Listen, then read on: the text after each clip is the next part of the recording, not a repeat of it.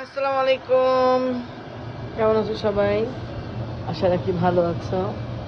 আমরাও আলহামদুলিল্লাহ ভালো আছি তোমাদের দোয়ায়।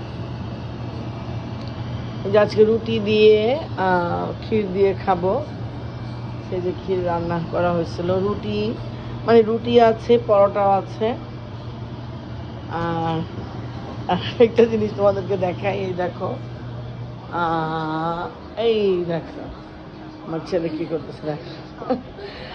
সে তার নানুর কাছ থেকে নিয়ে এই দেখো আর কি করতেছে, এই যে এইটা দিয়ে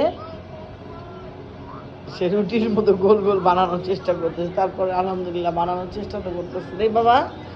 আমি তো একদমই রুটি বানাতে পারি না। হ্যাঁ, শুধু আমি ভাত খাইছি। আচ্ছা যাই হোক, ভালো থেকো তোমরা সবাই, আমাদের জন্য দোয়া করো। আল্লাহ হাফেজ।